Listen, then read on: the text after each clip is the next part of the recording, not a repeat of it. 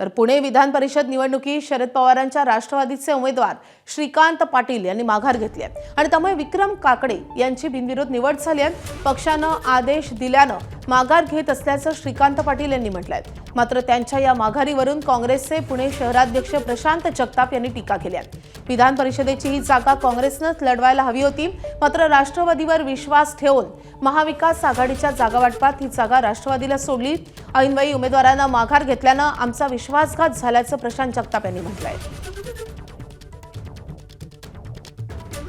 वहिनींनी phone केला, पवारसाहेबांना विनंती केली आणि अजितदादाच्या वहिनींनी फोन केल्यानंतर साहेबांनी थोडा विचार बदलला आणि घोडेबाजार होऊ नये आणि त्या दृष्टिकोनातनं पवारसाहेबांनी मला सांगितलं की हा निर्णय तुझ्यावरच आहे, हा निर्णय तू घे, पण यातनं घोडेबाजार होता कामा नये आणि आपल्याला सुनेत्रा वहिनींनी आपल्याला विनंती केली तर तू ठरव आणि मी ते ठरवलं आणि माघार घेतली।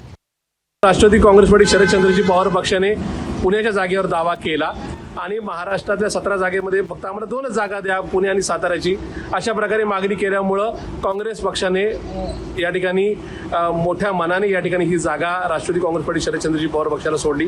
ही जागा ज्या ठिकाणी आम्ही लढून काँग्रेस भाजपच्या विरोधामध्ये लढते हा संदेश मतदारांना देणार होती, पण दुर्दैवाने राष्ट्रवादी काँग्रेस पार्टी जागेचा फॉर्म भरला आणि आज तो अखेरीस माघारी सुद्धा घेतला।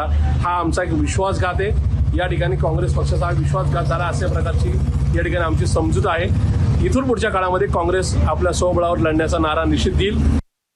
जेव्हा पैशाचा वापर एवढा मोठ्या प्रमाणात केला जात असेल आणि लोकांत चर्चा असेल 60 ते 70 कोटी रुपये फक्त तिकीट मिळण्यासाठी जर खर्च केले असेल आणि उद्या जाऊन अजून 50-60 कोटी रुपये खर्च करणार असतील तर कधी कधी जो उमेदवार असतो, जो सामान्य परिवारातला असतो, ते आकडे बघूनच तिथं कुठेतरी घाबरतो आणि काही ठिकाणी आपण जर बघितलं असेल तर अपक्ष उभा राहिलेला जो व्यक्ती असतो तो कदाचित उद्या जाऊन त्याला पाठिंबा दिला तर आपला फायदा जास्त होऊ शकतो।